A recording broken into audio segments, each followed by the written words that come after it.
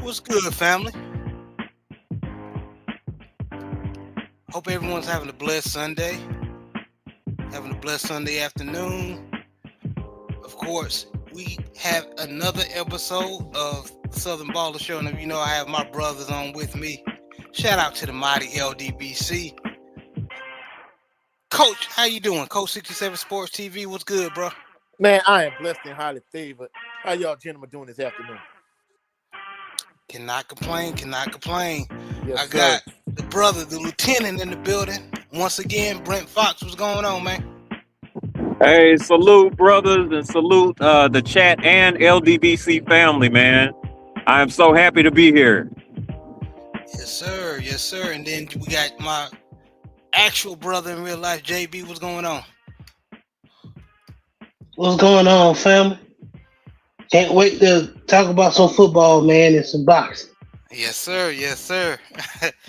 Oh, man. And salute to all the people that already came in. Big Reg, what's up, man? Host of Big Boy Talk. Him and Brandon. I see you, 86 Goats. And J6, man, y'all make sure y'all support these brothers, man. Good content. Coach already was in early. I appreciate y'all. Make sure y'all hit the like button, share, subscribe. Yeah, I saw a couple of the people. I think they got confused on the links last night. They commented on, instead of HBCU Fanatics, they commented on this link or whatever. And then after so long, your comment, if it's, I think, like what, 12 hours, I don't know how many hours did disappear. So some of them comments from last night disappeared, you know. Yo, this all good, man. Oh yeah. But I appreciate y'all support nevertheless.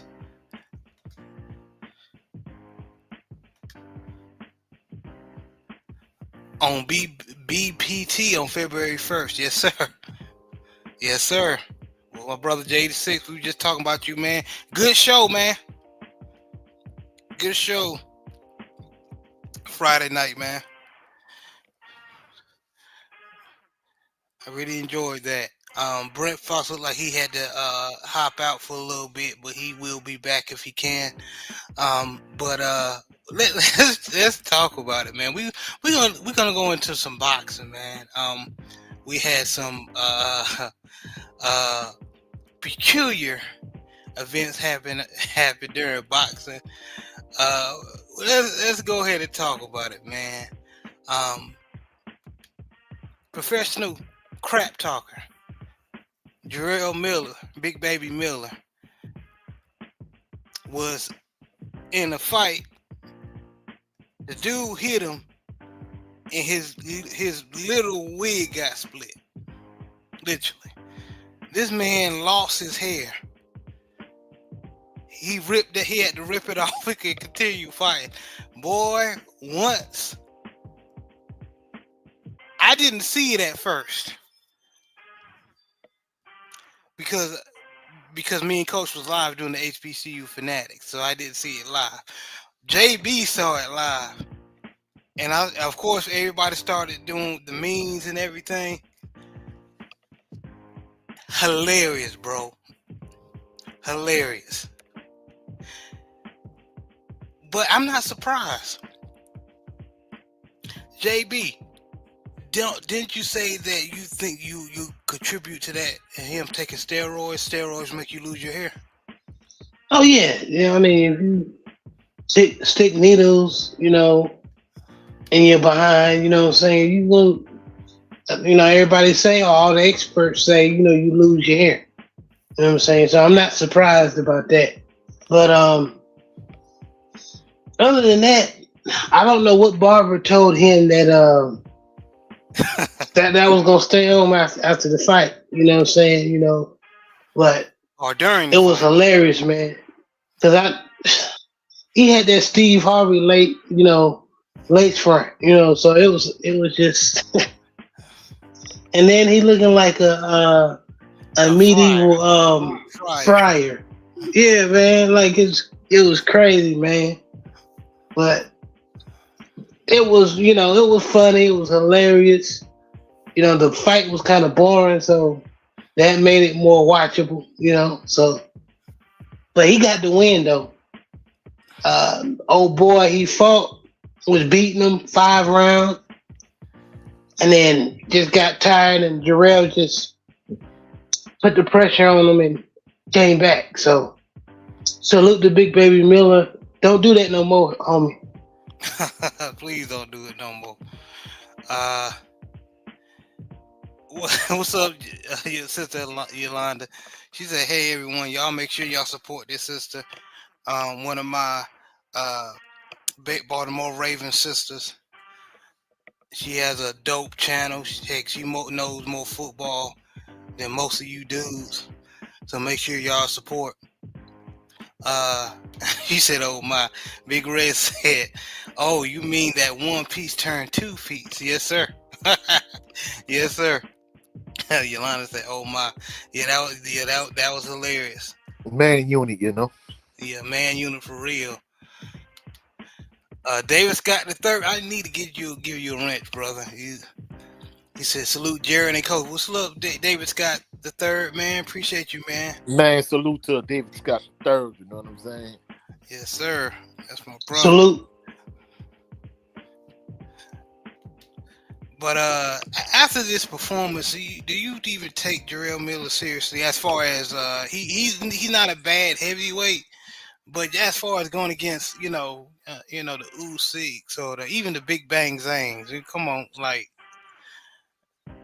I don't even have to I don't even have to mention the Tyson Fury, even though I don't like him, his cheating ass. But I don't even have to mention those Elka fighters.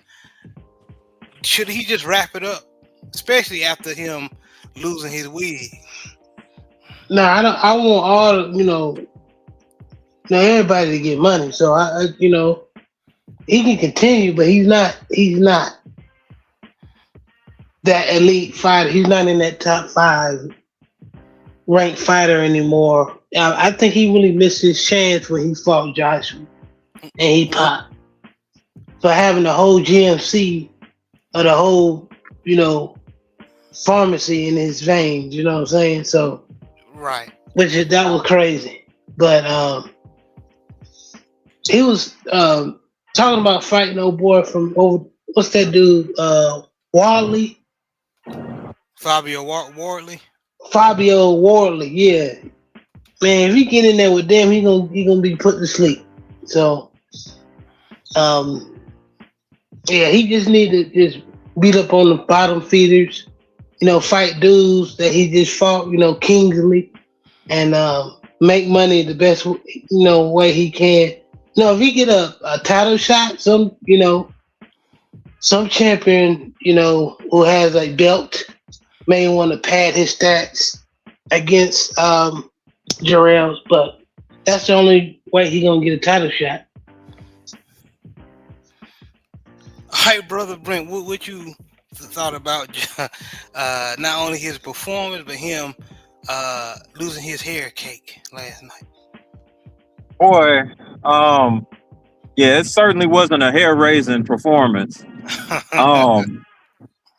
This boy, yeah, I think that he's probably gonna have to go on a little bit of a bum bashing tour to try to get his confidence back up.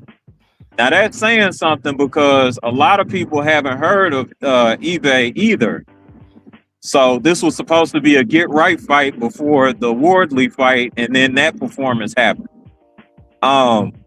So yeah, I think that he's probably going to have maybe another fight or two like that for people to take him serious. But at least his name is getting some type of traction. He gonna be in some rap lyrics, and he probably gonna be in some memes forever. For real. But yeah, I mean, he went in there thinking that he was Gerald Levert and came out looking like Reginald Bell Johnson or Carl Winslow for y'all that just don't know. But and you know what? And to your point, I'm gonna let you finish. To your point, and what JB mentioned, he was getting his ass whooped for 5 rounds, so he didn't look good. No, he did not. Man, yeah, Yeah. Well, tough break. Keep your mouth off of Deontay Wilder. Um, Coach, what you think? No, Uh, hold on, Coach. I want to make brother Brent. Did you finish? Oh, yeah, maybe he should. Again, yeah, it was just gonna be the same thing. He should fight another lowbrow guy or two, depending on how his next performance goes. Um, he need to make sure that he stay ball headed. You know, no toupee. Or I mean, shit, he could use that as a gimmick now. I don't know. He could be a real life bald bull. Which wig am I wearing to this fight and all of that? I don't know how he could play it, but he could definitely, he could definitely pull it off either way to give himself some traction. But yeah, he's gonna have to have another good fight or two before he can do anything else. Yeah, yeah, I definitely agree, man. Sorry about that, Coach. Now I want to hear your opinion on this. well, I can tell you one thing. From a meme perspective, it's viral at this point. It's all over the place. I mean, I done seen this all over social media, on every social media platform. I'm like, dang. But in terms of him being a contender, nah, he not. I mean, how I'm gonna phrase this. Right now, I don't even see him beating. I don't see him beating a Big Bang Zane. I don't see him beating the other big baby with the other big Jared baby Anderson. Jared Anderson. I don't see him beating I don't see him beating I don't see him beating Ruiz. I mean, he's not that guy. I mean, I hate to say it, if like Brother Brent said, he would have to go on a bum bash tour. I mean, really, I mean, he'll have to go get people like Fast Eddie Chambers, Derek Jefferson. I'm talking about way back cats to really beat up on. But in terms of him beating up on like quality heavyweights right now, I mean, forget Joshua. He ain't ready for nothing like that. And JB made an excellent point. That really was his golden ticket and golden opportunity to really get a bag and really start to accumulate generational wealth.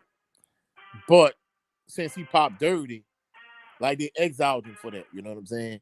Had he popped dirty against maybe had he popped dirty against like somebody like Wilder, cool. But you cannot pop dirty against somebody like AJ, you know what I'm saying? So they banished him for that. If he lucky, he get a fight with maybe like a Derek Chisora, or maybe I don't know, if Lillian White, from what I understand, she quasi-retired. Fights like that would be a good fight for him. But in terms of him being a top 10 contender, he's not that. For real, man. And another name. If you want, pull somebody, out the Twilight Zone, maybe we'll get somebody like a Fred Kendo type fight, that'll be good. Or David Allen. David Allen, who else? Fast Eddie Chambers, some of them way back cats, Yeah, man. David Scott said, "Big Baby better leave water forever alone, forever after winning the Hair Club Championship belt." For real, for real, man. That was, yeah. He need to go ahead and yeah. And correct me if I'm wrong, Brent Fox. So Deontay Wilder actually, because it wasn't clear, but is he actually fighting Derek Chisora? Yes, they are supposed to be fighting. What happened to the Usyk I'm not fight? sure whether or not it's, huh? What happened to the Usyk fight? I think that they'll probably do that after the Chisora fight. But to be honest with you, I actually prefer this. He should fight somebody like Chisora before he fights somebody like Usyk. Just to kind of just to kind Knock of the make rust sure that off. just to make sure that everything is on, everything is closer to getting on point. Because people have made the mistake of trying to outbox Usyk when they have a physical size advantage. I think with this rough and tumble type of opponent, and this is somebody that actually gave Usyk trouble because of that in Chisora. I think he needs that type of fight to kind of acclimate himself to the fight style that he may need to actually beat Usyk with. Yeah, I agree. and we talk about this all the time. Honestly, since Usyk has turned heavyweight, Chisora gave him the best fight of his entire heavyweight career, if you ask me. Agreed. Yeah, I agree. I definitely agree with that. But yeah, I like this move. I know a lot of people wanting to see the Usyk fight, but and I've mentioned my views on Wilder in the past of what he need to do. He need to stop trying to please the masses. They don't appreciate him when he don't duck nobody. He fight with whoever in front of him. Because when he lose, his record ain't this and ain't that. And then I'm gonna get to that. Let me stay on task. But before we move on, is there anything else anyone want to say regarding Miller's hair unit being knocked off? Look for him to start selling wigs and hair pieces, man. Like lace fronts, like Gerald Big Baby Miller lace fronts. They ain't going nowhere. You have him out there in like a hurricane or getting his head knocked back again or something like that. He gonna be selling like some hair pieces, I'm telling you. Yeah, well, I ain't gonna lie. That's like a Steve Harvey man unit he had on his head. Yes, sir. I mean, it's the most viral thing I see on social media right now. Yeah, that was and I gotta give it to Miller. Even if he was playing it off, or he was just actually, just rolling with the punches. Yeah, that was some embarrassing shit right there. Oh man, he better than me. But and then his excuse, he's talking about something. He was at his mom's house, and the shampoo he used was like bleach or something, and it took away his hair. Nah, bro, Man, this dummy No. said that he used Nair instead of shampoo. Wow. man, come Nah, on, bro. homie, you saw you was going bald, nigga, and you try to have, like JB said, you try to have your barber clean that shit up. That's what happened, and then old boy knocked that wig off. That toupee. No, Trying to get that old thing back. Hey, like Big Joe, one of them put. I think it was Big Joe. I don't know who it was. Somebody was like, man, they knocked that gorilla glue out his head. I think it was Big Joe. Oh man, yeah, that was. Yeah, like JB said, that fight was it ain't gonna lie, it was for the first 5 rounds, it looked like it was gonna be an upset, but after old boy got his hair knocked off, then it started being a two big niggas leaning. Excuse me, I'm trying to use different wording. Two big brothers just leaning on each other, and then a lot of the body work that Miller was doing, the judges scored, and they gave him the fight. But overall, the fight wasn't that great. Go ahead, Brent. Oh yeah, it was just a battle of the big back bald heads. That's all I was gonna say. Yeah, pretty much, man. And moving on. Salute to Bruce Shushu Carrington for having a tremendous KO, 9th round KO against Castro, who was a very, very experienced fighter, very dangerous. He knocked him out in the 9th round. After what round was it, Brent, when he got hit on the top of his head and he was a little shook up? Was it like I the think third it or might have fourth? been like the third or fourth round, if I'm Yeah. not mistaken. I think it was the 4th round. I think. And he said he kept boxing. He kept, he kept his composure and ended up getting him out of there. And why it's so impressive, Castro has been stopped before, but out on his feet against Figueroa. But he's never been like just flat out, just starfished on the ground, knocked out. And the young boy did it. Salute to Carrington. Brent, what was your opinion on that fight? Boy, that fight had everything you needed, and that was and despite Shakur's masterful performance, I think that was fight of the night.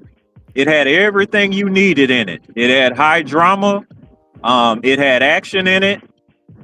You could also see some strategy going on, and at the end of the fight, it was a feel good story, man. So yeah, it had everything you needed in it, you know.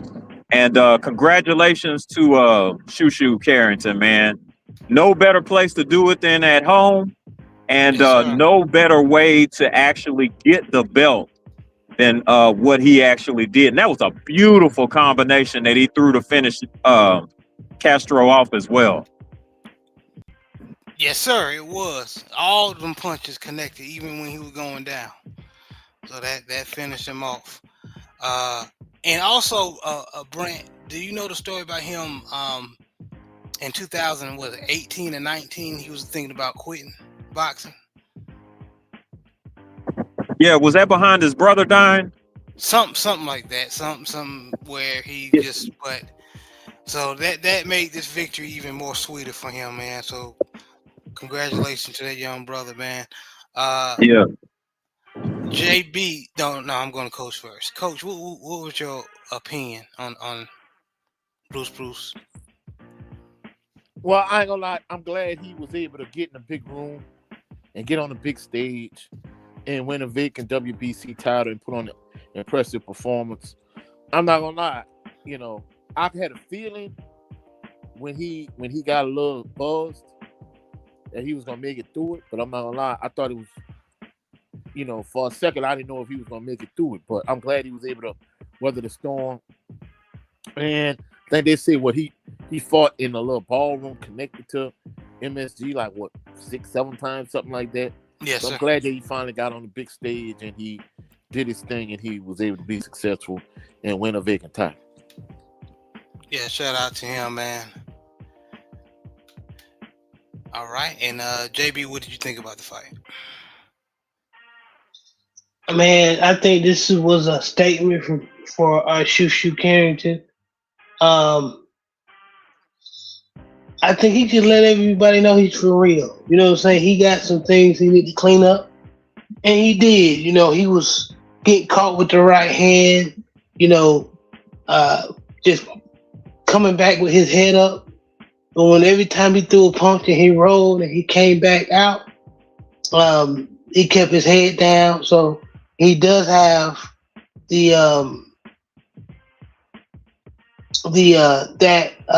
attribute about him where he can make adjustments. So that's pretty much something that I thought that was a plus for a young fighter. Most young fighters don't really know how to make adjustments until they get years into their career, damn near when they about out their prime. So I enjoyed that fight. He had a little controversy, and then he won it with a miraculous knockout. That like Brent said, that combo was that's gonna be. That should be on when you throw a combination, all the young fighters should see that. You know what I'm saying? So shout out to Shushu. Shout out to Shushu. And then what you just said was in my opinion, why I was so impressed with Shushu. He kept on getting for the first 6 rounds. He kept on when he would counter and try to throw his punch or jab or combination. He would come back. He would come out with his head up or chin in the air, and he would kept on. Castro kept countering hitting him with that right hand. Short right hand too. Yes, sir. And that hurt him. Yeah, and after a couple of rounds, man, even Boots caught it. Y'all remember when they interviewed Boots, John Ennis, during the fight, and he was like, and they were saying the commentators were saying, yeah, Shushu getting caught with that right hand, that short right hand. Is he going to make adjustments? And Boots said, oh, he's already going to make adjustments. He's doing it now. And then all of a sudden he stopped. Boots was right. Homie stopped getting caught with that punch. And then eventually in the 9th round he knocked homie out. So that's I was impressed with Shushu.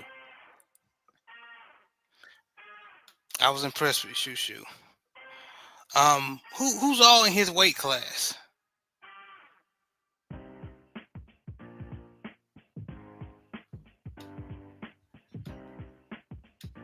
What is he? He's a featherweight, so I don't really. Is he at 120? Like that. I think he's at 126, correct? I believe so. Okay. Oh yeah, most of those guys, most of the marquee guys actually, well, the ones that I can think of just offhand right now, have already moved up. But there is a Hispanic fighter, particularly he's a Mexican. I forget his name, but he's a tall dude. He's really tall to be in that weight class. He should probably fight him next. And golly. And then there's somebody else that I'm thinking about as well. Did Figueroa move up to 130 or is he still at 126? Figueroa is about to fight Nick Ball. Nick Ball, yeah. Okay, yeah. And the dude you talking about is Rafael Espinoza. Yeah, Espinoza. Yeah, and Bruce. I keep calling him Bruce. Shushu. Shushu called him out after the fight. Yes, he did. Yeah, he sure did. So yeah, he ain't ducking no smoke. But of course, we're gonna see if the fight get made. But Shushu hungry, man. So very exciting to see. So we hope to see more exciting fights from Shushu. Now moving on to Shakur Stevenson versus Teofimo Lopez. Did coach get his opinion? Yeah, I did. Okay. Okay. I'm sorry. Did y'all are we purposely skipping Keyshawn? I'm down either way. It don't matter to me. Oh. Keyshawn, he did what he's supposed to. Keyshawn Davis did what he's supposed to. With Jermaine Ortiz? Jermaine Ortiz, man, is a tough fighter, bro. I know, but I knew that was impressive. Yeah, it was very impressive. But I knew. Let's talk about the fight. I'm sorry. I'm still upset with that dude for the way he embarrassed himself in Norfolk, Virginia. Yeah, just leaving money on the table, man. You gifted. You one of the hottest fighters out there, and you did that, bro. Come on. Oh, I definitely get it. Davis. Yeah. Yeah, the businessman is back. Yeah, but Keyshawn Davis, I knew he was going. Jermaine Ortiz he's a high-ranking gatekeeper. Meaning, if you're not careful, he can get one of those belts. But if you elite, you're supposed to get past him. That's my opinion. I'm not saying Jermaine Ortiz isn't a good fighter. He is a good fighter, but he did. He beat Teal, if you ask me. Yeah, he beat T.O. I mean, that's where the whole Jay Good controversy came in, where basically Jay Good was like, "Man, hey, you lost that fight," and what is a little sensitive behind, Teofimo Lopez was like, "You ain't nothing but a fake Rick Ross with a blue tic tac by your name." I'm like, bro, you a whole hoe, I tell you, Phil. Yeah, it was corny because Jay Good ain't gonna look nothing like Rick Ross. But anyway, but all black people look alike, racist ass. But we gonna talk about him. We gonna talk about him. He got what he deserved. Yeah. But Brent, is there any? Because I don't want to be selfish. Do you want to talk about the Keyshawn Davis versus Jermaine Ortiz fight? What did you think about it? Yes, out of respect for the show, I will talk about it very briefly. Okay. I will say that Keyshawn Davis.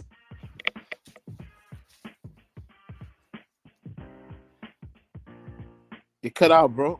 Yeah, you went silent. Against a solid opponent. To what you said, yes, Jermaine Ortiz is a good but not great fighter, but he can be very tricky, and there are some controversial losses that he actually did have, but as much as we probably don't want to do this, congratulations to Keyshawn Davis on a very strong performance and him stepping up to the plate and wanting to fight one of the generation's best fighters in Devin Haney. I'll leave it at that. Okay. JB, you got any thoughts on Keyshawn Davis? Good fight. I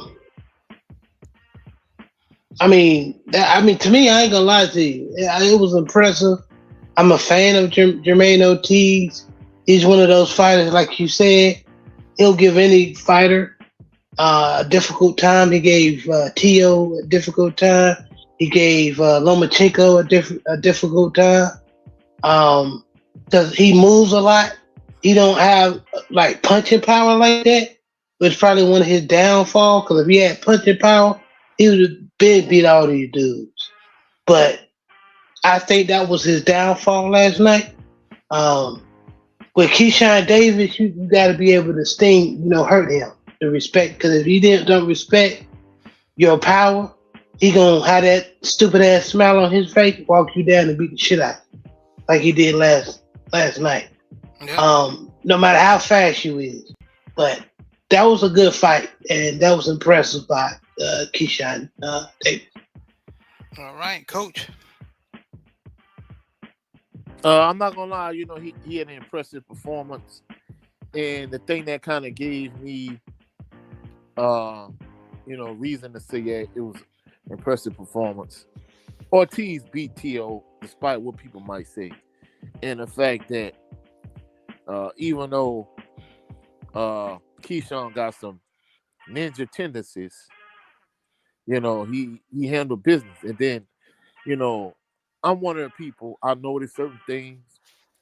I don't know if he's trying to change his image or not, but last night, of course, after the last incident at home in Norfolk, you miss weight, and then you have a altercation in the locker room after the fight. You know what I'm saying, with your brothers and your baby in your hand and all the whole nine. He got rid of his entire team, and additionally, I guess he tried to clean up his image because he had gospel music playing as he did his ring walk last night. So I'm like, all right, like, is this a legitimate thing or is this just for optics? But who knows? But even though I didn't like the whole DD3 thing, we don't need no daddy and all that other nonsense. It was impressive performance last night to me.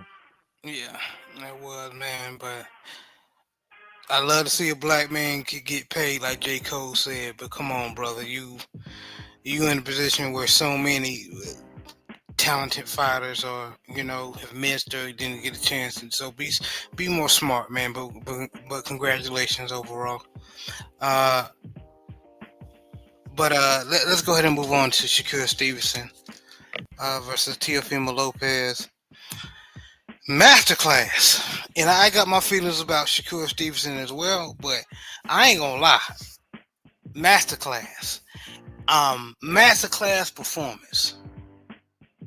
To shut out a athletic, even though I don't like Teofimo Lopez, racist ass. He's an athlete, and he's and he can box. You go back to the fights when he fought Lomachenko. In my opinion, other than Dev, Teo fought Lomachenko the second best, other than Devin Haney. But what Shakur Stevenson did to Teo last night, man, with a jab, Brent, staying on the front foot, just popping out that jab, peppering up his face.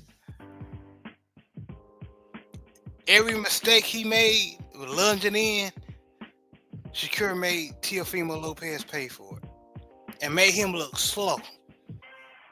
And Teofimo is not slow, but he was slow to Stevenson.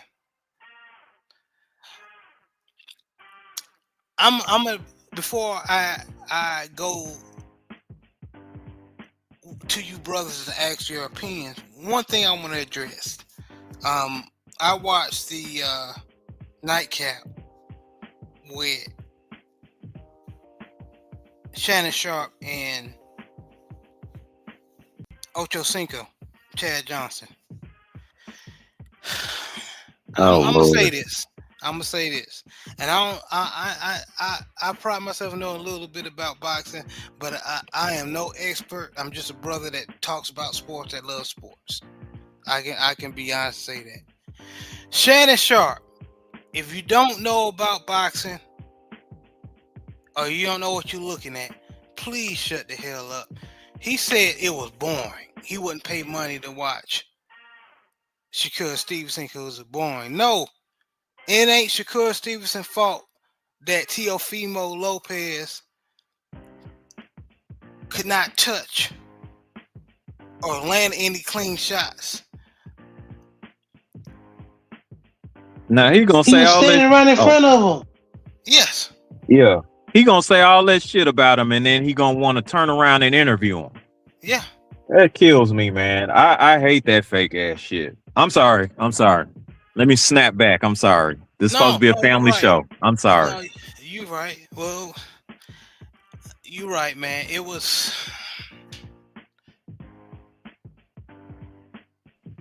That's why Lamar don't fuck with him. Yeah. Right. Same thing. He said something similar with Deontay Wilder when Deontay Wilder lost to Big Bang Zane. He was saying how, Wilder hasn't fought anyone. His resume is lacking. Well, first of all, bro, and we won't get back to Teofimo Lopez Shakur, but if you know anything about Deontay Wilder, he tried to face the high-ranking people that was in his weight class, but they ducked him. Now I give the PBC some of that fault too, because they didn't know how to Exactly. play that whole situation. I mean, you could have had a monopoly on the belts instead of you sacrificing Prince Charles Martin and letting him go over there and get knocked out by AJ. That you should have kept that fight in house. That's one thing I can say about Don King. When it came to being a promoter, he was smart about the way he managed. I mean, he pretty much kept all the heavyweight titles in house. You know what I'm saying? And you rather sacrifice Prince Charles Martin. That's the thing about it. If you wouldn't have sacrificed him and let him get as much money as he could and let Eddie Hearn buy that belt, and you kept that belt in house and you let Wilder get that fight, then guess what? Hey, AJ would have had to stay in the WBC rankings to fight Wilder, as opposed to once he got that belt, you fast tracked him to being unified. Then after that Right. point, he had all the leverage. He didn't need to fight Wilder no more. You know what I'm saying? That's why he pretty much ducked him his entire career. Yeah, it just pisses me like a lot of us American social media venues or whoever, people like Shannon Sharp, they hear these narratives that goes against a lot of the Black American fighters, and then they just run with it. So Deontay Wilder cannot box and everything, but he was exciting. Everything that he was trying to say, well, he did say about Shakur Stevenson is boring. Deontay Wilder is not boring. He's very exciting, but you still talking shit about him. Well, like you say, all the narratives that we're not gonna say just ESPN, we're gonna say the white boxing establishment push. A lot of Black people run with these narratives. Whether it's, we could throw it back to, when Floyd and Andre Ward was fighting. They was like, hey, Floyd is boring. And, not only is he boring, but, he's this, he's that. Well, guess what? Andre Ward is the antithesis at the time of what Floyd Mayweather Jr. was. He was a good Christian guy, this, that, and the third. They didn't like him either. You know what I'm saying? Then you get somebody that's on the opposite end of the spectrum in terms of Wilder. They talk about how unskilled he is. You know what I'm saying? Mm. Even if you look at like a podcast, YouTube channel like Daily Wrap Up Crew, like I like how these brothers, break down they podcasts and they have some real interesting topics. But even them, they don't know nothing about boxing. When they start talking about, it was about a show about stepdads and this, that, and the third. But they ended up bringing up Wilder, and it was like, hey, I didn't like how he playing, his costume being too heavy. No, he didn't say his costume was too heavy. That was the reason why he lost. That was a narrative that Mike Coppinger tried to push. So even the Black people that's supposed to be conscious and this, that, and the third, I understand that sports is really not their thing, but if you're really not educated on it, you shouldn't speak on it. You know what I'm saying? We instead of supporting our own, we sacrifice, because everybody, all the other races do that, and that's what they should do. That's okay. That's fine. But we'll sacrifice that just to be real.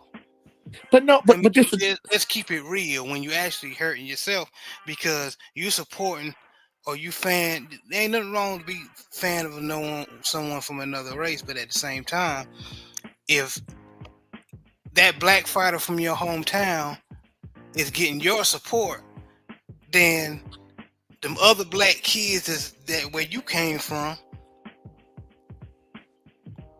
will get the drive or get the means because of the support. They'll see the support and want to go into boxing. That's why boxing, like, it's not. You notice back in the gap in the 70s, 80s, and 90s, even the early 90s, there was a lot of black people in America boxing or trying to box.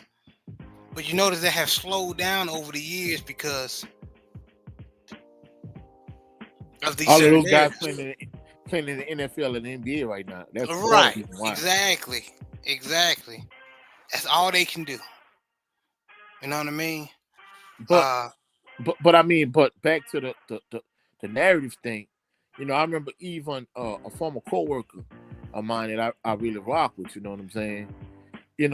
Unless you like real educated on the sport of boxing, you know what you're looking at, and you don't have to mute the television, and you could know what you're looking at and just ignore the narrative that they're trying to push. I remember when Devin Haney fought against Vasyl Lomachenko, you know what I'm saying? And I was watching the fight.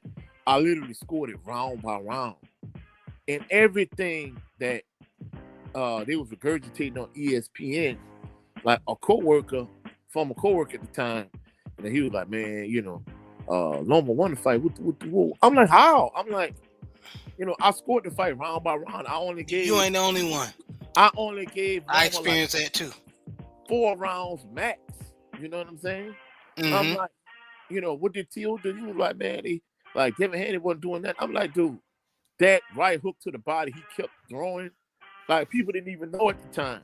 Loma had broken ribs after that fight. And after that fight, Devin Haney went to the club and he was kicking it, you know what I'm saying?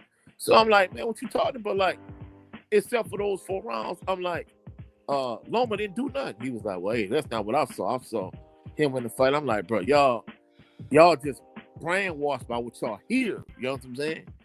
I'm like, somebody like y'all, we don't know the sport like that. When y'all watching the fight, y'all gotta mute the audio and don't let these mainstream media outlets push the narrative. You gotta look at what you see as opposed to what you're hearing. And he didn't understand what I was saying in regards to that.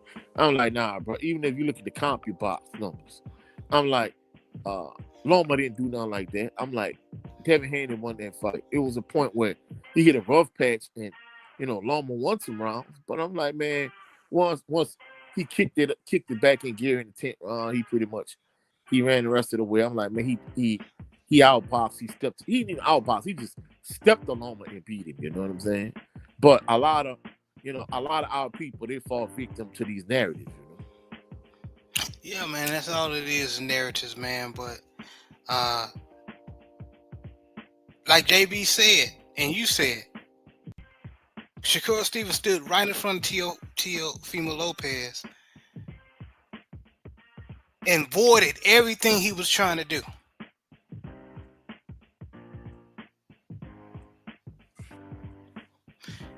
It's crazy, man, and it goes back to y'all remember when Ray Mercer fought what's his name? Lewis or Holyfield? No, Morrison. Oh yeah. I remember I got in like it wasn't an argument, it was more like a disagreement with one of the brothers, and I mentioned that, in my opinion, but Ray Mercer eating that left hook, because he did land that left hook of Morrison. He pretty much took that left hand away from Morrison. But he was trying to say that, no, you don't know what you're talking about, because by him landing that left hook, he actually didn't take it away. But I was trying to say, you're missing the point. That was his knockout punch. That was his knockout point, and it wasn't affecting Merciless Ray Mercer. Because he got a chin. Because he got a chin. And he got Merciless Ray Mercer. Oh, I'm sorry. No, go ahead. Merciless Ray Mercer, I think old buddy is probably missing a huge fact that, yes, he did slow down he slowed down Tommy Morrison's left hook. Not only did he do that, when he had like brutal KO of the damn decade, he he stepped into where Tommy was trying to throw that left hook, got there first, and the rest is literally history. Yeah. And that's all he was trying to say. That's all I was trying to say, but he was putting emphasis on him landing that left hand a few times. He didn't take it away. And I said, I disagree. If I'm, like, for example, if I'm fighting Brent and my best punch is my right hand and I landed a few times, but Brent, it ain't affecting Brent. Brent still roll with that shit or take that right hand and knock me out. He still took my best punch away from me. He ate it. Yeah, it's no longer an effective weapon. So yeah, I'm sorry that you had to endure that, man. And unfortunately, some of these guys, that kind of frustrates me too, man. Some of these guys, they really think they know what they're talking about, and they don't. And they really don't. They put so much energy into trying to be right instead of just actually listening to, what the actual facts are. And we're analytical folks on this show, and we're able to break down, digest, and then give back, fact-based data as far as like sports. And, if you can't listen to reason in regards to that, ain't no sense in talking to you. Yeah. Yeah. So I just said, okay, whatever, and moved on. But that's what I was last night. I said that to say this. That's why I was listening to that bull that Shannon Sharp and them was talking. I was like, okay, whatever, because T.O. was trying to jump in, like do them athletic lunging Yeah. hooks, using his athleticism, but Shakur is as a defensive guru.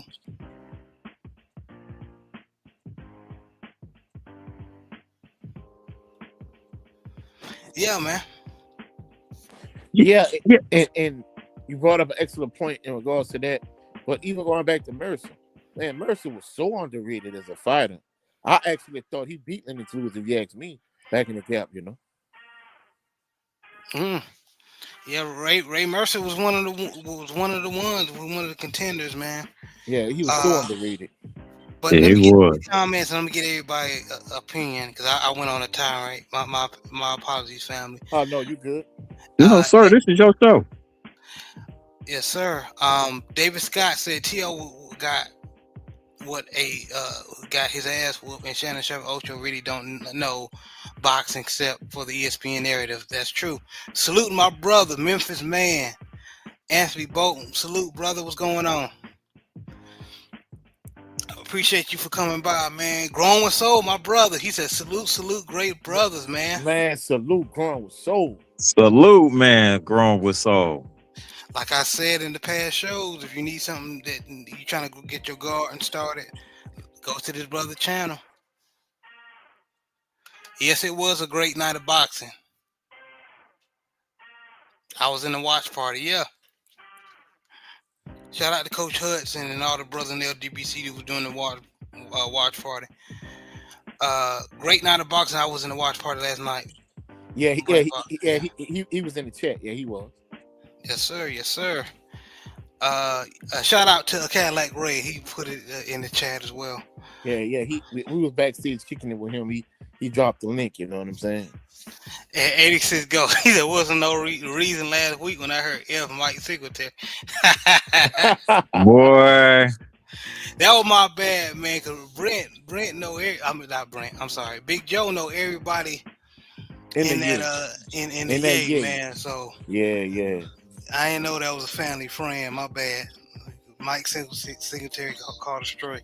I was passionate defending my Ravens. Yeah, that was the only time I ever seen you flustered. You know what I'm saying? Boy, that one was hilarious. It was hilarious because hey, I wouldn't even lie. This joke had Jerry Corner. Yeah, because he countered me with facts. Like I knew offensive line need work and everything, and Lamar got hurt. Well, we was talking about the coaching, and he said, "What about Mike Singletary?" And I was like, "Yeah, man, Singletary." But my bad. But I'll be wrapping up this year gardening content. Okay, he'll be ramping. Okay, go ahead. All right. Well, much success to you, brother. Oh yeah, it's gonna work out for him, Yes, sir. Yes, sir. Okay. But starting with you, Brent Fox, man, what was your opinion of the fight overall? Of Shakur? Yeah. Okay. All right. So, despite popular media's opinion, and I really do wish that some of these guys that claim that they study and all of that stuff actually apply that to the actual art of boxing. I'm not gonna say it's a sport and just diminish it to that, but I will say the art of boxing. So if you and this is to Shannon Sharp or anybody else, excuse me, LaShawn McCoy, anybody else that just kind of talks out there behind about the art of boxing and hasn't really studied up on it, and it's obvious when they do these hilarious takes that are just so dumb that they unbelievable. If you know what you're seeing.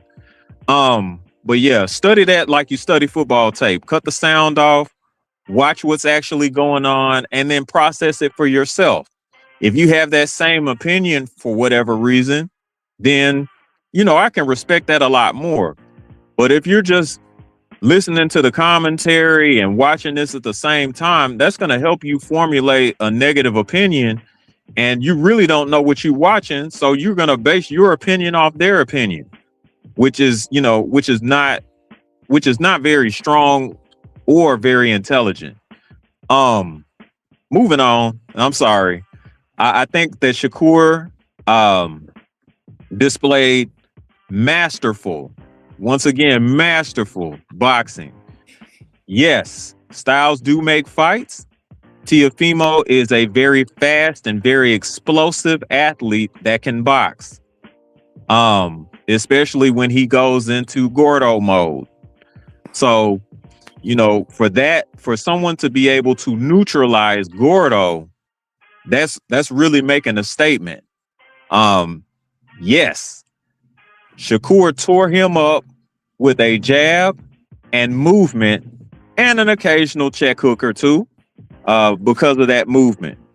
Now, with Teofimo's, again, speed and explosiveness, timing and speed help neutralize something like that. If you're looking at body positioning, and I'll try not to get too deep or long-winded about it. I'm sorry. If you're looking at body position, sometimes that's a dead giveaway as to what your opponent may actually do. If they kind of have their self at an angle to where that they may try to slide to their left, if they're an orthodox fighter, or try to slide to their right if they're a southpaw fighter for an escape route, you can pretty much anticipate what they're going to do, wait for them to come in, let them basically set the trap on themselves. You hit them with something and you escape. That is what actually was going on last night. Tio was playing checkers. Shakur was playing chess. Now, as much as we don't like the personal standpoints or personal points of view of one Shakur Stevenson who claims to be Puerto Rican, he's still as a as a classified Black American put on a masterful performance. But yeah, I think that the actual gift of speed that Shakur has, and then also the skill of timing, which he developed for years and years of training, really served him well. So, congratulations to Shakur Stevenson. Hopefully he does get the fight with Conor Ben. And if not, there's also a fight looming to find out who's the best in the generation between he and Devin Haney. And I'll close with that. Yeah, so Conor Ben need to go sit his tail down somewhere. That wouldn't even be a fight for Shakur. He come in the ring. No, I would love to see him get his ass kicked. I really would. I would love to see him get the hair gel knocked out his ass. Yes. I would actually love That's that an easier fight than the Teofimo fight. Actually. See, JB, when you start to make sense, JB, I start to appreciate that.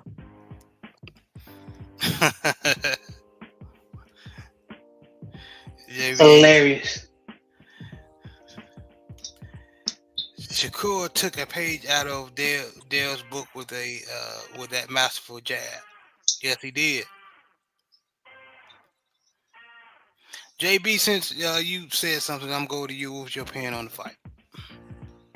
Well, like you said, he controlled the fight with a jab. And the reason why dudes like Devin Haney and Shakur who use the jab are hard to beat, because you got to keep resetting. You know what I'm saying? They don't let you get nothing started, so you got to keep resetting. Teofimo is used to being the best athlete in the ring. So he can do all that herky jerky bullshit, and that didn't work for him because he wasn't the best athlete in the ring. Shakur was.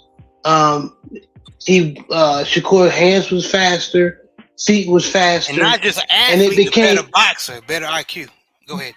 Yes, and so I'm saying that's why when he does that, Teofimo gets away with a lot of stuff, unorthodox stuff, because he's faster than quicker than everybody.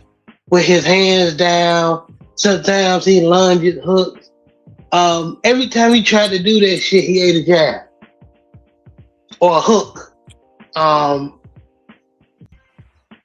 And this was like the worst fight for Teo, because Shakur is an elite counterpuncher, timing puncher, counterpuncher, like Floyd was. Mm-hmm. You know, he everything they're gonna do offensively is based off what you do. You know what I'm saying? They fight off their defense. Long story short, I just love, like, and 78 said it in his live after, post fight, after the fight, that after the second round, because I noticed this too, Shakur started smiling. Like, this shit gonna be easy. Because he saw by the second round that he's not on my level at all. You know what I'm saying? He's not, because the other dude that he fought, Zepeda, last fight, he brought the fight to him. And I was telling Jared and Pops, we was watching the fight together last night, if Teo is going to win this fight, he will have to fight like Zepeda did. Bring the fight to him, try to smother Shakur. I'm talking about Marcos Maidana, Oscar De La Hoya when he fought Floyd, shit, stuff like that. He tried to box the boxer. He got his ass, long story short. And it wasn't even close. Another example, Derek Chisora versus Usyk. I think Derek Chisora's style when he smothered Usyk, he fought Usyk the best of anybody I've seen so far. The only time you'll get away with that if you got one knockout power, like Wilder. We seen Wilder get outboxed all his, in his fights, and then he just laying that one shot out of nowhere. None of these dudes got that power. So you got to make adjustments. When you fight somebody like a Shakur or Devin Haney, you know what I'm saying? And that's same thing with Norman, Brian Norman. Norman thought that it was gonna be sweet with Devin, but Devin is one of the best best boxers and fighters, in boxing today. He kept getting hit with a jab, and when he came in, he got hit with a hook and he got dropped, and he was hurt bad. And I think if Haney could have got, and I know we're going off a tangent, but and this is gonna tie in with Shakur. Haney was so, how do I say this? He was so disciplined that instead of putting himself in harm's way, going for the knockout, he just stayed disciplined and beat his ass. That's what Shakur did. I saw multiple times that Shakur buzzed Teo, knocked him off balance, knocking his head back. If you if you guys and you guys probably seen this too. If you listen to the corner, Shakur was telling the corner, "I can stop this dude," and his uncle, I think, or his grandfather, I think, I forgot who's in Shakur's corner. Somebody correct me. Said, "Nah, stick to the game plan. We just gonna keep whooping his ass," and then that's what they did. Yeah, it was beautiful, man. Going with so that boy cried in the car. Yes, he did. Coach, what's your opinion on this fight? I'm not gonna lie, it was a masterclass performance by Shakur Stevenson. So much so, like the last couple of rounds, I ended up falling asleep on the fight. And when I woke up, everybody was off the stream. So I'm like, dang. But I thought it was a masterclass performance. In terms of the way things played out, it couldn't have happened any better to a nicer guy. So the hell with Teo. Short and sweet, and I agree. And I'm sorry, I didn't comment on the Shannon Sharp piece. Yeah, but if I'm not wrong, fellas, didn't Shakur in his last fight against Cepeda actually stayed in the pocket and banged with Cepeda, and everybody was shot that he won, and he did that on purpose. And then in this fight last night, he stayed in the pocket and basically he did a great impersonation of Sweet Pea, staying in front of his of an opponent, making them miss and then making them pay.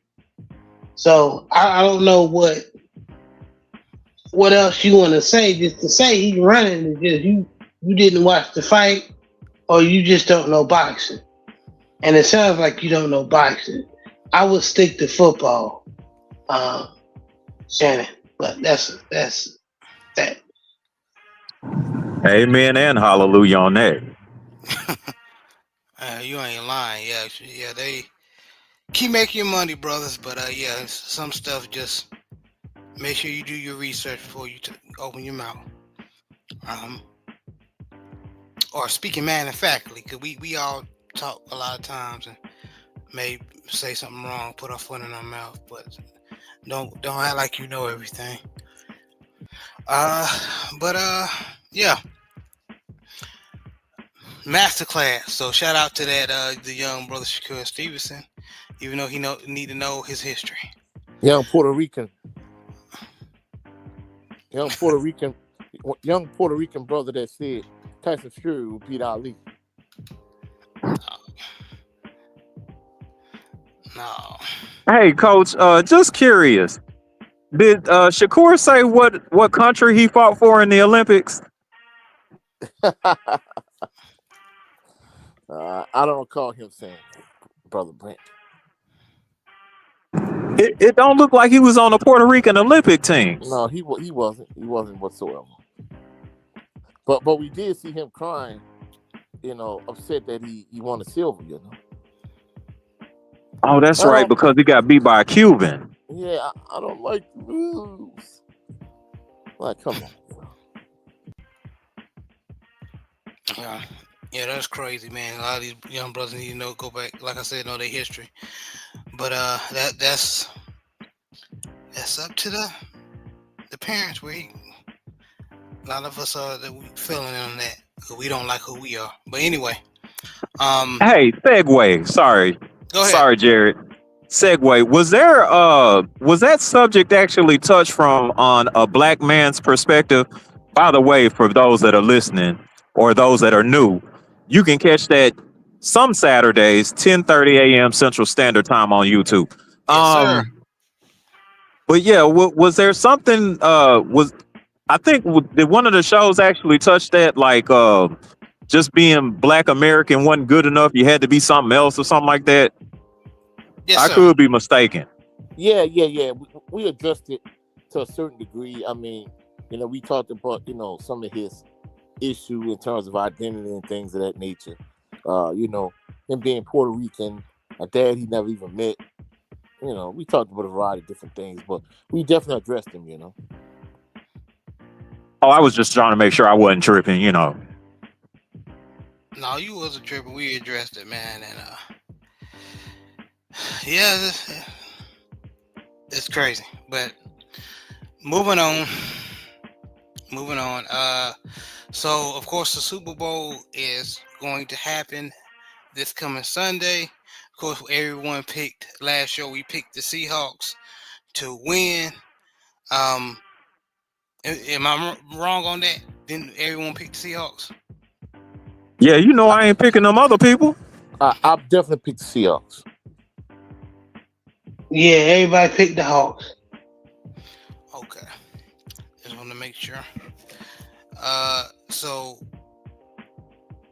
while that's going to happen, also a lot of coaches, a lot of the changes of coaching or coaches is happening during this time. You know, it's the after the Super Bowl was basically going straight into the off season. So John Harbaugh went to the Giants. There's thanks to Big Joe. Supposedly, Clint Kubiak may go to the Raiders. Todd Monken is now with the Browns. So a lot of the Browns fans are hoping Todd Monken's offense or offensive mind will unlock or improve Shadur Sanders' passing game. Of course, we already touched on Jesse Minter going to the Baltimore Ravens, which created a disagreement last show. Your mama's a man. Your mama's a man, yeah. And of course, Mike McCarthy is going to the Steelers. I'm sure that's funny to y'all. No, well, I think y'all could have went younger because we already know what Mike McCarthy is, but he is a competent coach, so who knows? With a QB, yes. With Yeah, QB, and that is a whole nother show, brothers. Woo! yes. That's behind before we went into that argument last show. That's what all my point was. That the reason why I was like, why would they go McCarthy? He's good if you got a quarterback. The Steelers ain't got a quarterback. Y'all must got a plan or something. The trade for somebody or draft somebody. Because and you know what, brothers, as much as I would love to kind of delve into that for a little bit, I think we may save that for a future show. Yes, sir. Yes, sir. Me and Brent already talked about it, so y'all stay tuned. A new episode of Behind Enemy Lines is coming, so we gonna say that. How is Todd a head coach already? Todd Monken. Well, because we got rid of him. Because that was John Harbaugh's boy, and John was actually trying to talk, which I thought was effed up. John was trying to talk John was trying to talk Todd out of being the head coach of the Browns. So because he was trying to get Todd back onto his staff. But in my opinion, Todd is trying to do him. He's trying to look for the bag himself. Boy, he might be trying to save his friend's life. Do we know where he head coaching at? That's another point. The Cleveland Browns, but then you got to remember Todd was offensive coordinator a couple of years ago for the Browns before he got on with Georgia. So it's familiar territory with Todd Monken. Right. And they do have a quarterback. I think Shadur. This is go back to our draft show. We had the draft show before the season started. I think Shadur was the best quarterback in the draft. That's my opinion. A lot of people like Jackson Dart. We still don't know what Jackson Dart is. Jackson Dart got hurt most of the season. You know what I'm saying? So we'll see. We'll see what Todd do. The Steelers are going to draft Drew Allers, Kenny Pickett 2.0. I hope y'all don't. That'd be good for us football wise. I ain't gonna lie, put my ball in Ravens. But Anthony Bolden, you done lost your ever loving mind, man. What is wrong with you, sir? I think he had too much old hillside. Speaking of old hillside, let me plug my other stuff. Y'all make sure y'all go. The website is right there. Y'all make sure y'all go to www.oldhillsidebourboncompany.com. You can Google that. If you want to, you got an uncle or auntie or just you're a bourbon or you drink yourself, go to that website and support black-owned business. Old Hillside Bourbon Company. Mm-hmm. Y'all make sure y'all support, man. But yeah. Well, with me saying all these new coaches, I thought it was a travesty that Eric Bieniemy did not get a chance to become a head coach. He had it to me, the only reason why he went back to the Chiefs is because it's familiar territory, and of course, Andy Reid welcome back with open arms. That's his boy. Well, don't mean in the racist term, but that's his guy. I should say that. That's his guy. As far as calling plays. But in my opinion, he should be a head coach. So that doesn't negate my Baltimore Ravens. I'll defend my Baltimore Ravens, but that doesn't negate them for this topic. They could have had a brother as a head coach, and Eric Bieniemy. That's what most of our fans, or the black fans anyway, and 86 Goals and people like that know what I'm talking about. A big Reg, we wouldn't have mind if we hired Eric Bieniemy as head coach. You even had him on our staff somewhere as calling the plays. But you notice if someone like Aaron Glenn, what Aaron Glenn is going through, was a team that sucked or wasn't that good, or Gerard Mayo a year or two ago, where the Patriots were dog water, dog bowl water. He got that coach, but once the pieces were put in place and they got their first round pick, they fired the brother.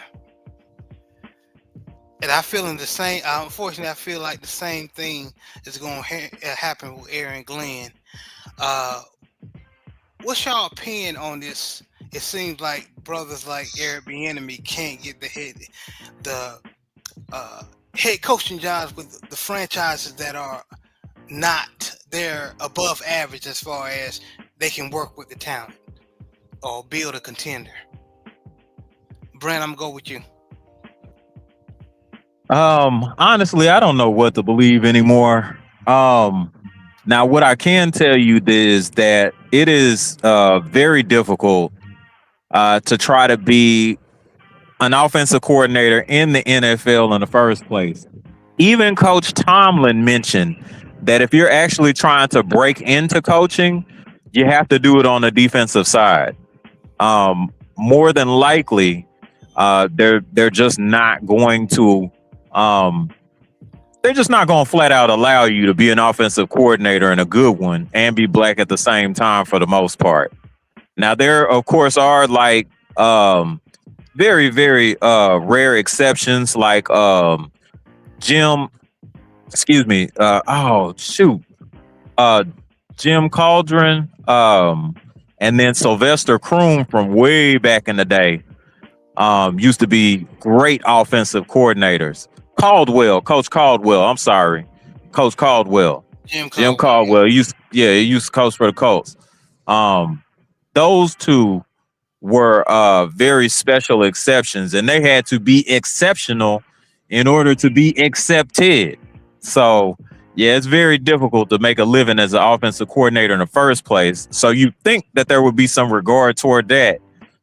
And to have the Chiefs to have a hand in having the Chiefs, hum like they do back in their Super Bowl run, then I'm not quite sure what's going on with that, man. People keep saying that, he might have interviewed badly and all of that other stuff, but I mean, there have been people that have had bad interviews that have still gotten jobs. So I'm not sure what to make of it, man. To be quite honest with you, maybe his personality type is too strong for them. I'm not sure what he's like personally, but at this point, I think personally the man done probably rubbed somebody higher up in the NFL, like one of the owners or GMs, the wrong way, and they just not having it. That's what it sounds like, and that's what a Yeah. lot of times it's like that's what it is. That's because and to your point, to going back to our conversation last week, the reason why, Brent, we are glad, a lot of Baltimore Ravens fans are glad John Harbaugh is gone, is because he don't like a lot of alpha males in the locker room, as far as they will correct him. Now he had no choice but to stay with Ray Lewis and Ed Reed, because they were the Baltimore Ravens before he even got there. Terrell Suggs, Hote Nata, you know what I mean?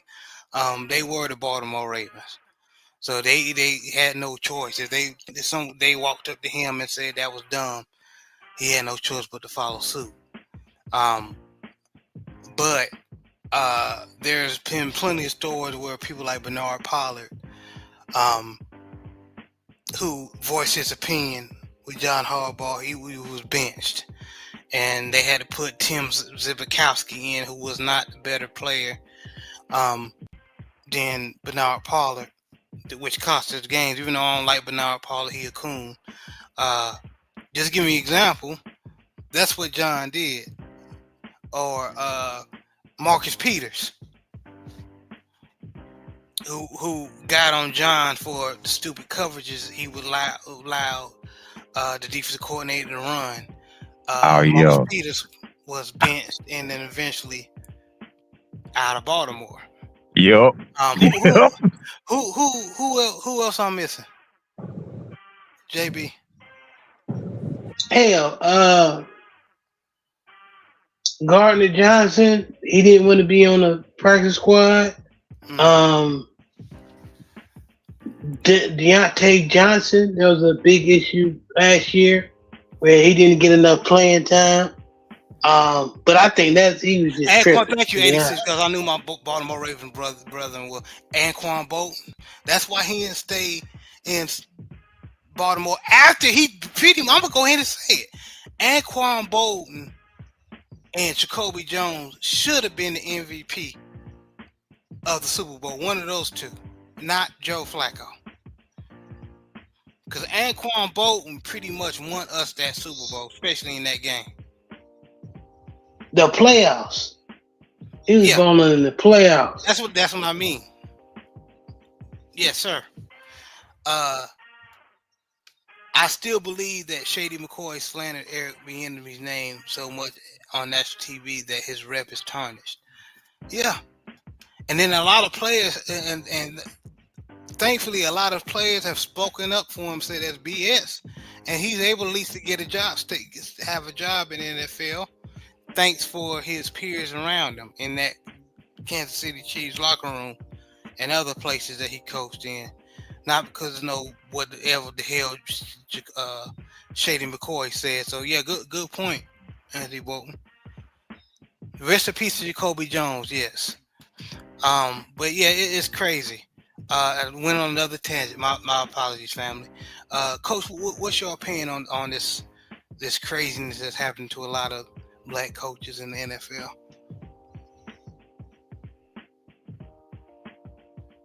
Coach, you on mute if you're talking, man.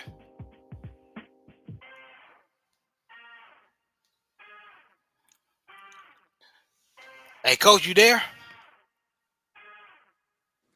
Yeah, I'm here. I went just going to you. What's your opinion on this craziness going on with black coaches, especially with Eric Bieniemy?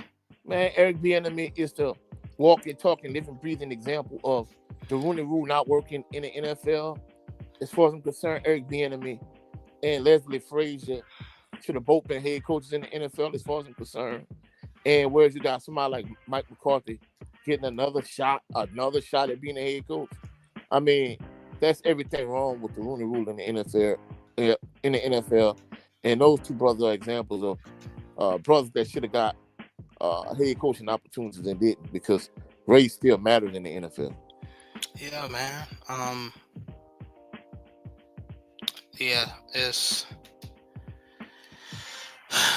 yeah.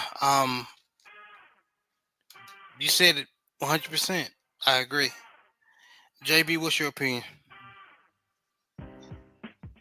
I think, man, it's just to a lot of franchises, it's just a quota, man.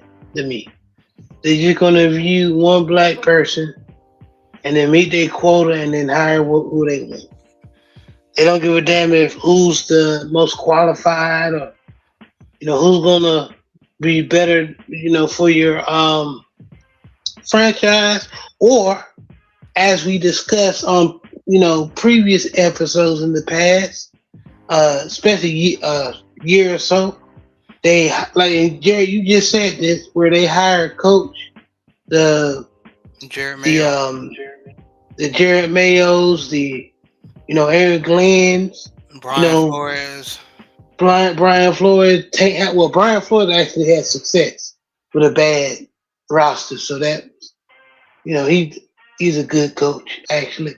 But yeah, he have them brothers coach terrible teams. They go 2 and something, 4 and something, 5 and something.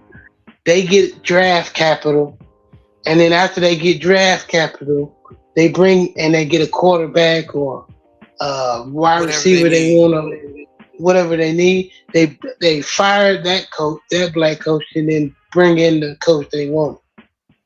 So that's the games, and that's look like that's what they're gonna do with Aaron Glenn. That's what they did with Jared Mayo, and it looks like it's working with the Patriots. They were terrible. They didn't have all the pieces on offense.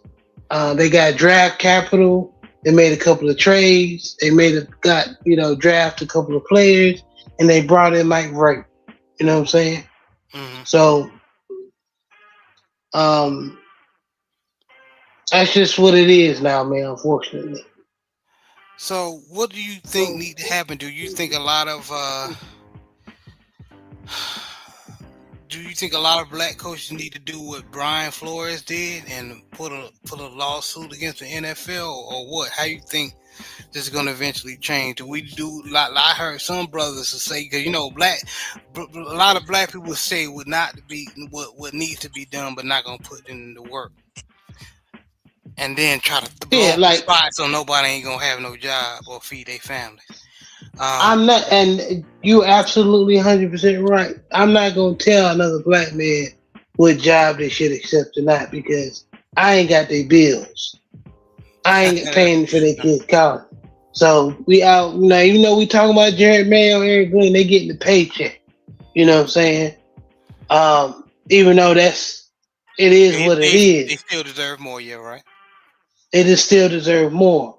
However, some of these jobs, if you're in position like a Brian Flores, where you prove, hey man, I can turn chicken shit into chicken salad. I'm not being no head coach in no damn Brian. I ain't coaching no Jets. I ain't coaching no fucking Cardinals. Some of these, not everybody. Some of us, most of us got to start somewhere. I'm not telling all of the black coaches and brothers to do this, but for these brothers, you that motherfucker when it comes to coaching, like Brian Flores, like Mike Tomlin. You know what I'm saying? Mike Tomlin said, you know what? Mike Tomlin said, I'll step down. Y'all gonna see. Y'all gonna see that motherfucker ain't me. So, we need more of that. Stand on your square. You know what I'm saying? So, but the rest, they got to start somewhere. They got to at least get their foot in the door. So, if you were Jared Mayo, believe it or not, Jared Mayo head coaching probably got him a job somewhere else. You know what I'm saying? In college or something. So. Okay. Be wise. That's my advice. Be wise when you wanna stand by your, your on your square or on your guard and say, "Hey, I want this job. I know I'm best for this job. If I'm not getting it, I'm not coaching the ground. Then do it."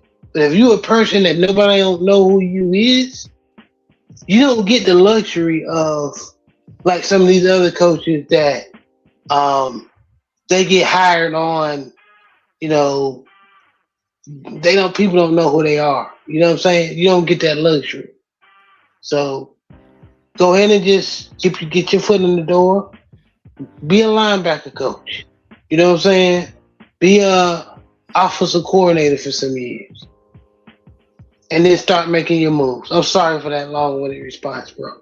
But the counterpoint to what you were saying is, in some instances, JB, if they don't take the opportunity they presented with, they probably never get another opportunity. You know what I'm saying? Exactly. And then Exactly. and also to talk about what you said, I don't think Jeremiah's got a job right now. I'm not sure. I'm looking up, trying to see if he. I may be wrong, but I'm not seeing he's employed by anyone right now. I don't know if that's his decision. He enjoying that money. He got fired the next year. You know he had a contract. They got to pay him for the money they owe him. So he's sitting back enjoying that money. I hope.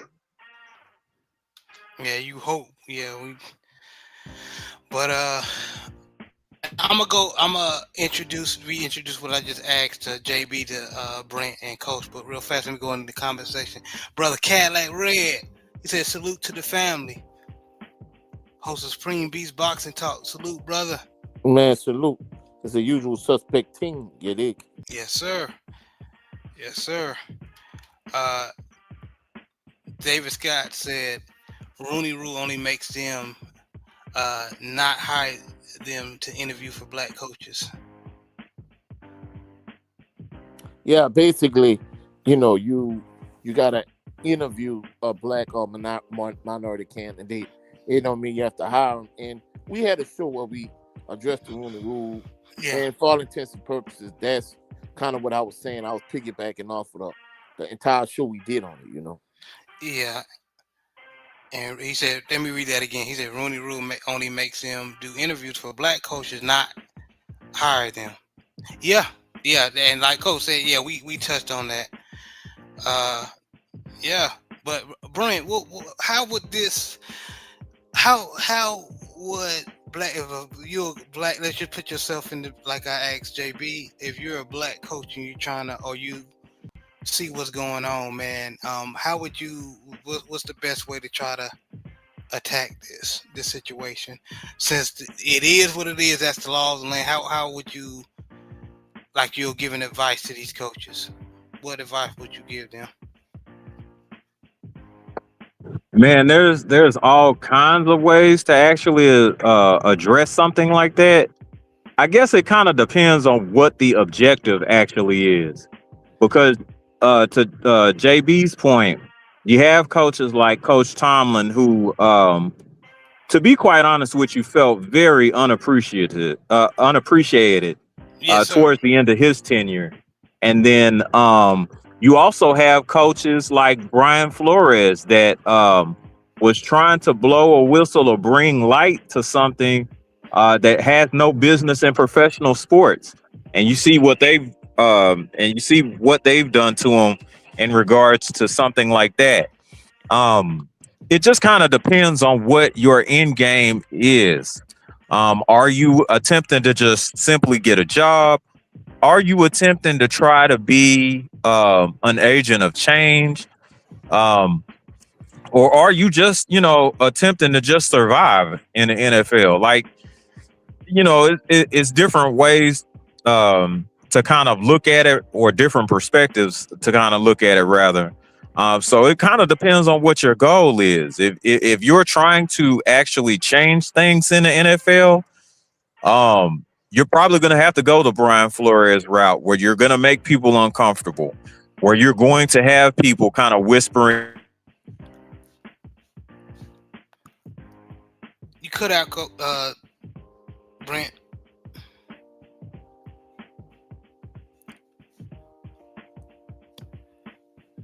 Hey, Brent, we can hear you, brother.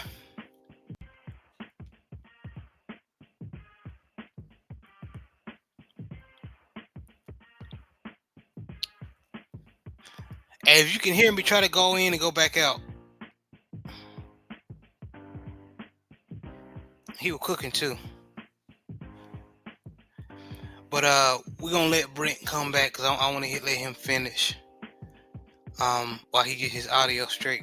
Coach, I'm gonna relay the same question to you, man. How would you pretty much touched a little bit counterpointing JB, but how would you address this situation? I mean, I'm gonna be truthful. The power dynamic being what it is. If you're a black coach, and like JB said, you got a family to feed. In some instances, these guys might not be in a position to turn down a bottom feeder head coaching job, or even just an assistant job. So at the end of the day, I mean, unless you got enough bread to start your own league or something like that, it's nothing you really could do. You just kind of could do the best you could to navigate the situation, your own personal situation. But at the end of the day, I don't think there's a one-size-fit-all answer that would benefit all black coaches universally, you know? Yeah, that's true. That's true, because you know there's a lot of black people that they speak like manufacturers, like they can fix everything. Like, you know, I'll say just don't watch the NFL strike. But what about these black kids who, you know, they talented and it's their time to go, they can make the NFL. And they want that generational wealth. We just gonna forget about them?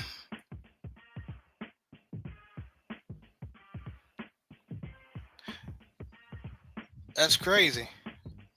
You shouldn't speak manufacturally about nothing, to be honest with you. Brent, and everybody's situation is different. Brent, you still there? Can you hear us? We still can't hear you, brother.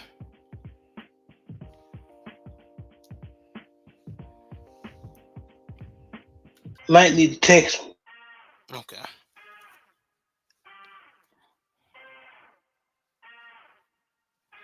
And Coach just dropped off as well.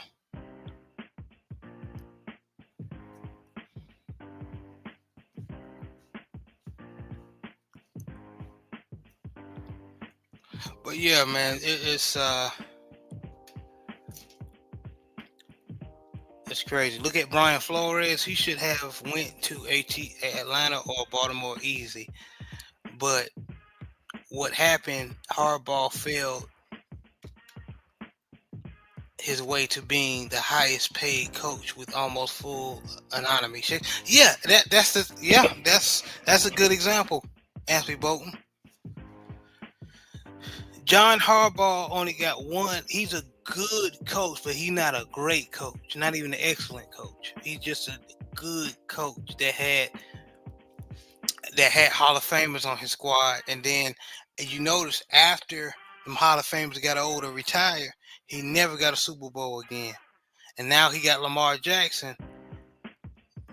He's been failing with him. He has failed with him. Coach, you back? Yes, I am. I got a phone call from the school district, and basically it was, saying due to the cold weather, like the kids gonna be able to wear whatever. I didn't answer the call, but it knocked me out the live stream. Okay, you good. Brent, you a cooker, man. Please finish your point. Oh, where did I leave off? Y'all remember? Now I don't. Oh, damn. Okay. Well, just to basically recap, it whatever your end goal is kind of determines what route you're supposed to take. What I was mentioning is if you want to be an agent of change, you're going to have to go through a very tough process in order to get there.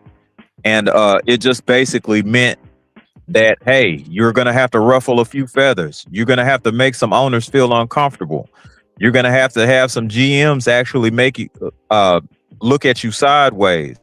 You're going to have people whispering about you in rooms. And then when you show up, they're quiet. You're going to have people that are going to try to deny you opportunities, and things of that nature. But what I was mentioning was at the end was, if you are trying to make changes, then you are going to ruffle feathers. You are going to wind up having to make people uncomfortable in order for that change to actually happen. And what I was also mentioning was, like any other corporation, the NFL is going to hire, or these owners are going to hire whoever the blank they want to. So in order for that behavior to actually change, there has to be some type of consequence or some level of discomfort that you put on these owners that just kind of refuse to look at somebody's quality of work rather than who they actually prefer. And I was closing my statement saying, in the words of my former coach, who is going to be a Hall of Famer, Mike Tomlin, it's not about how skilled and talented you are. It's about what you're willing to do. And I just landed the plane on that one. That was it. Okay, yeah. Yeah, you're right, man. And then me and JB was saying how you have some black people. You know how some black people. Well, I say black people shouldn't go to the NFL. Just play college, and so you gonna tell these kids who have a chance to come from these ghettos and the home situations where they're basically poor, and they have the talent to make money. You gonna tell them not to go in the NFL? Yeah, so you're gonna tell these people, oh no, don't make generational wealth to help you, your family, and your family's family. Nah, bro. Unfortunately, even with people that work regular jobs, we have to compromise ourselves. Exactly. So yeah, what kind of sense that make? Like, if you telling somebody that and you work a regular job and you got to go kiss this white man's ass every damn day and telling people don't sell out. What the hell that look like? Man, get out of here, man. And he says, said, Brent Fox speaks so well. How is he a Squealers fan? It's because I'm a Squealers fan that I speak so well. Now what? No, but he's right. Like, you can't tell. We all, like, the job I'm going to tomorrow, I have to compromise. So you telling these young kids or these athletes who have the ability to make it to the NFL, make more money, you trying to tell them to cut it out? Don't. That's good. Yeah, we need another plan. Yeah, we definitely. Yeah. Now, what we could effectively do is, and I'm just going to go ahead and put it out here because I don't think this is something that we are actually going to wind up practicing. If there is a way for some of these athletes and coaches in the NFL to somehow get together, pool their resources, and gradually move on and build a league for themselves. Of course, you got to get, of course, you have to have investors that are trustworthy. Yeah. And be able to build a league for yourself. Then, that could actually be a great alternative. But that process is going to take a very long time. Yeah, and it's gonna say, I like that. Yeah. Idea. Go ahead, Brent. And it's gonna take commitment to that plan, not just by the people that enacted it, by the people that are actually coming behind those people, and the people that are actually coming behind those people. So it's basically gonna take like 3-4 generations to even get this thing moving in the right direction. But there has to be a belief in something better. And there also, more importantly, has to be commitment to action to make that better.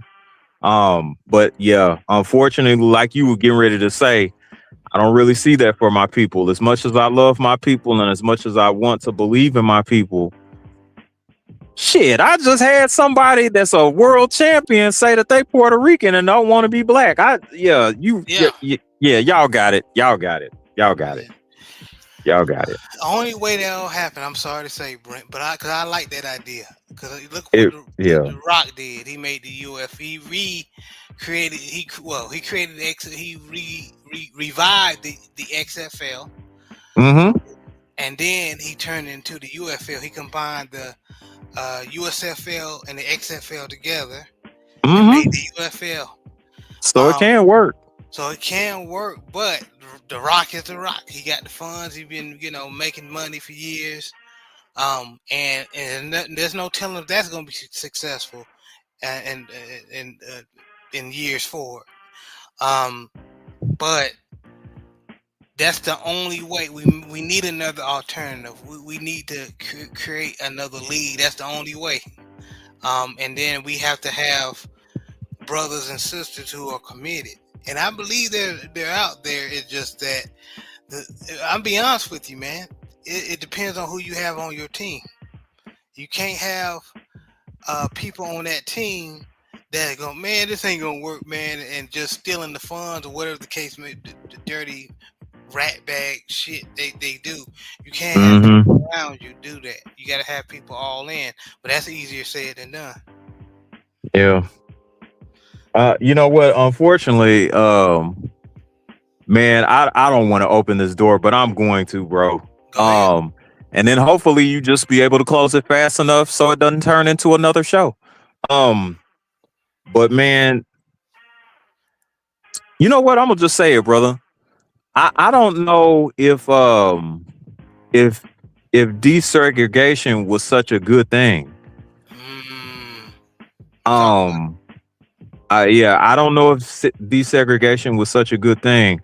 Now, honestly, I understand the aspect of it. I'm no fool now. I understand the aspect of it like, hey, we should have just as good of a shot at some of the resources that should be available to everyone.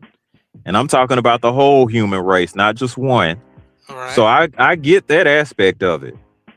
But if you're in a position to where you're going to have to rely on somebody that actually looks like you and you're able to thrive just based off of that, and again, this is me loving my people to a fault. I think that situation would be better. But, to another point, anytime someone else sees that, they want to come in and tear that down. I think that there has to be some way to actually effectively defend what resources that we're building up as a people, and not let not be so quick to let other folks into the cookout, so to speak. You're right. We actually touched on this, and Coach would tell you on Black Man's Perspective, as far as because of desegregation, that done away with the Negro Leagues and other black-owned companies. The black community actually took a blow. So yeah, because of desegregation. So that's why a lot of black people hearing this disagree with that. The man that we said the day that we just celebrated a couple of days ago, or more than a couple of days ago, Martin Luther King. Before he died, he said, "I feared I have brought my people into a burning house."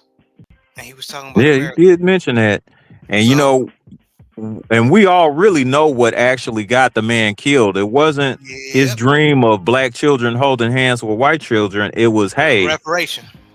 Hey, you're not paying these people fairly. What's going on with that?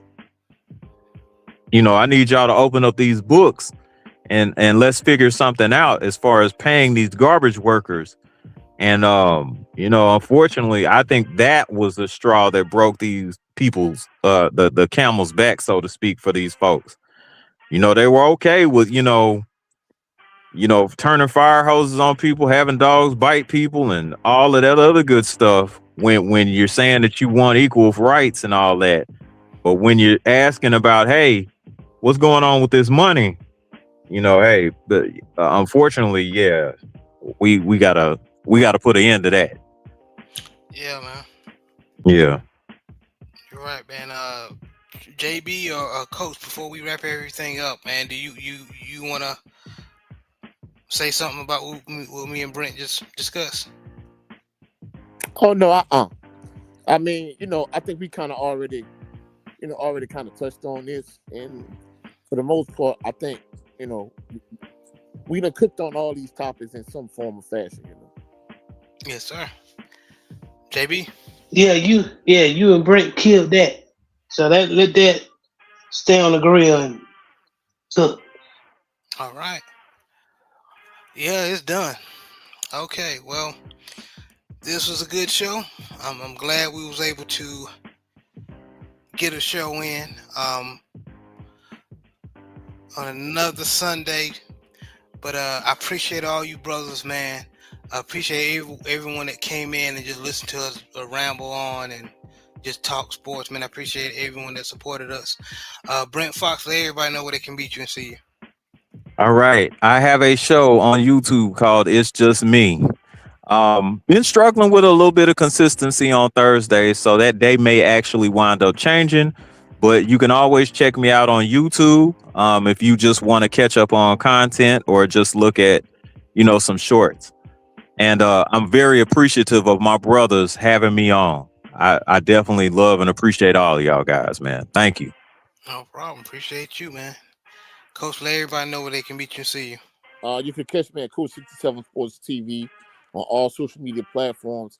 However, I'm primarily here on YouTube. And my show, I'm gonna go with the season finale tomorrow night of the Tailgate Party. Probably gonna be around this time. Y'all come through tomorrow and check me out. Yes, sir. And JB, any lasting words? Man, another great showdown. I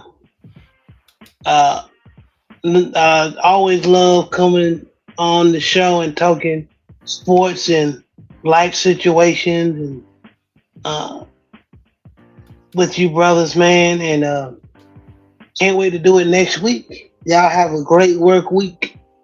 And I'll talk to you later and see you when I see you.